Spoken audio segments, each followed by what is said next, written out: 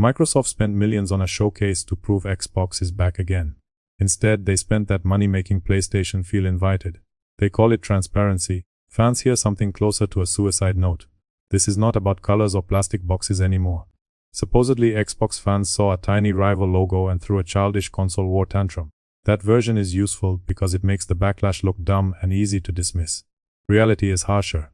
These fans are angry at the message behind the logo, because that message has been getting louder for years.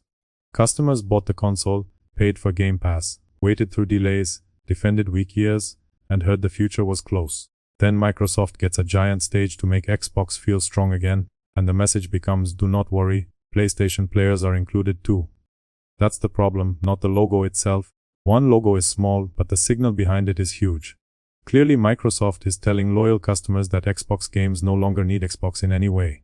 Someone in a boardroom may call that open, modern, and transparent. Everyone outside that boardroom hears something colder, you bought the box, but the box is optional now. Perhaps that is honest business, but it sounds like Xbox cutting its own legs. Worse, Xbox keeps asking for loyalty while selling the escape route at once. Imagine a bad relationship where one person says, please trust me, then keeps pointing at the front door. Adults would not call that romantic honesty. Gamers understand the same contradiction instantly, because it is not complicated. Redmond wants hardware pride, Game Pass loyalty, and platform neutrality. Plainly, Xbox wants exclusivity feelings without exclusivity promises. You cannot have it both ways. Brands are not religions, but they still need a reason for people to care. McDonald's would look insane if its biggest ad ended with, also available at Burger King. Nike would look confused if every shoe ad reminded you Adidas exists. Disney would not open a Marvel trailer by thanking DC fans. Wait, let that sink in. Any other brand would be laughed out of the room for doing this. So why is Xbox the exception? Yet Xbox expects us to cheer while they advertise rivals at their own party. Sure, people should know where games launch. Information is good, and nobody says publishers should hide details.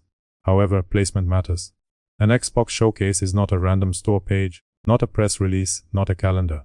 Ideally, it makes Xbox look necessary. Strangely, Microsoft keeps acting like viewers cannot use Google after the trailer. Clean transparency can happen without kneecapping your own stage. Put the platform list in the description, blog, website, store page, press email, or final card. Never make your biggest brand moment feel like an announcement for every machine on earth. Transparency is just a fancy corporate way of saying they forgot how to sell a dream. Before, a showcase sold a dream. Currently, Xbox sells a spreadsheet with explosions behind it. Sony would never do this for Xbox when it does not have to, and everybody knows it. Nintendo would not turn a Direct into a competitor logo parade just to prove maturity. PlayStation does not spend its biggest moments reminding people that Microsoft also exists. Those companies act like platform holders because they know the stage. Meanwhile, Xbox acts like brand pride is embarrassing, like defending the ecosystem might be rude, like selling its own box would hurt feelings. Right there, the whole argument falls apart. Supporters see the difference immediately. Observers watch Sony protect its image, Nintendo protect its image, and Xbox politely dilute its image in public. Anger did not start with one showcase. Years of broken identity built the pile, and the logo lit the match. Ask a normal person what Xbox is now, and it gets weird fast. Today it is a console, tomorrow a subscription, then a PC app, cloud promise, publisher, and green logo elsewhere. Nothing about that is clear.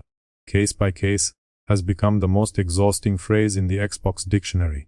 Buyers do not know whether they are buying a machine, renting a library, backing a platform, or funding multi-platform releases. Confusion is not strategy just because executives sound calm. Consumers can handle change, but they hate being talked around. Console buyers want reasons, not speeches. Roadmaps do not replace reasons. Ecosystem language does not replace reasons.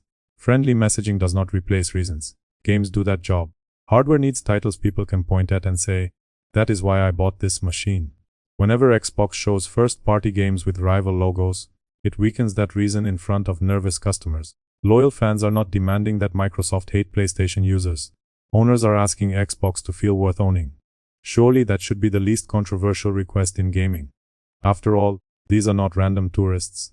Plenty already spent hundreds on the console, years on subscriptions, and patience on promises. Their question is simple: why buy Xbox hardware if Microsoft teaches people to wait elsewhere? Accountants probably think they solved gaming. Spreadsheets say more platforms mean more customers, more sales, and strategy. Maybe that human error looks clever in meetings. Still, the living room does not work like a quarterly report. Fans are not cells in Excel. Users do not build loyalty because a revenue chart smiled at them. Sea of Thieves on PlayStation may make money, and Call of Duty everywhere may make sense, but the message stays. Every outside copy quietly teaches someone that Xbox hardware matters less. Here is the boardroom versus living room fight. Executives see reach. Regular buyers feel abandonment. But there is a specific, dumbest part of this strategy that makes the logo mess look smaller, and we will get there soon. First, the leadership response matters. And if you think this is just fan speculation, look at how the people running the show are talking. Asha Sharma calling the logo decision a miss matters because it proves fans were not imagining things. If this was only fanboy noise, leadership could have ignored it and moved on. Publicly, she owned the mistake and said future shows were discussed. Booty had already defended the wider policy as a transparency move. Inside the same mess, one leader explains the logic, another says execution missed, and fans watch the brand debate itself. Apparently even Xbox is not sure what Xbox wants to be. There sits the roast hiding inside the news. Viewers are not refusing a brilliant strategy, they are watching the strategy change shape on camera.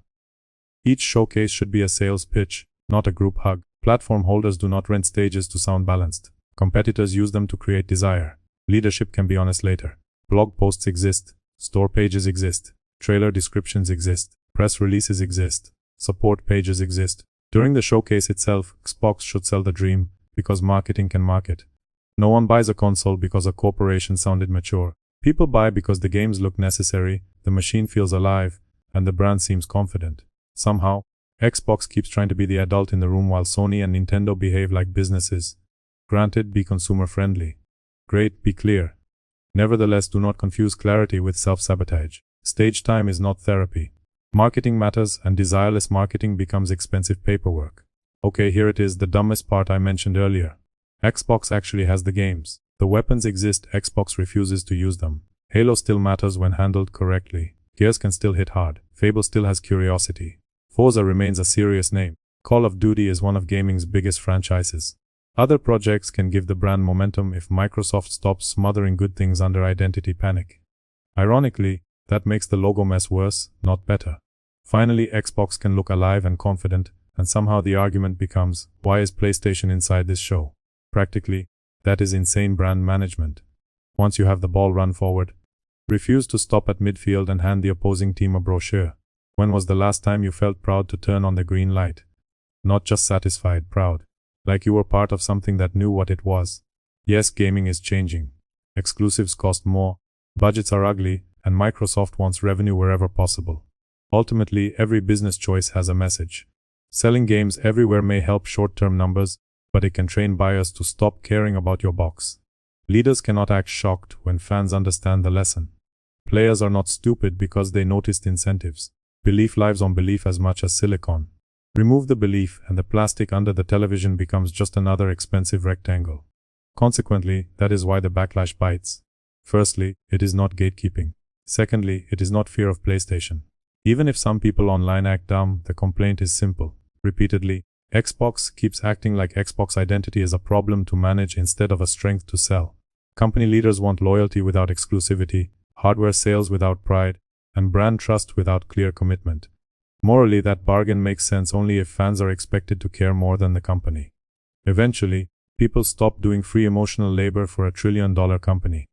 Visually, the PlayStation logo is just a little blue symptom. Structurally, the sickness is bigger. Repeated messaging keeps saying trust the plan while showing reasons to doubt it. Possibly, Microsoft believes the future is platformless, frictionless, and everywhere at once. Fine, say that clearly and accept the console cost. Otherwise, stop asking fans to salute a flag that the company keeps folding into someone else's suitcase.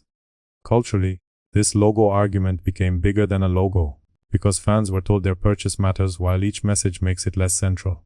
Financially, Microsoft may be chasing the math, because more copies can look smarter than one console tribe.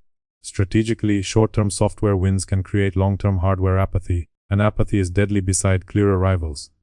Emotionally, fans do not need poetry from executives, they need the company to sound proud when it says Xbox.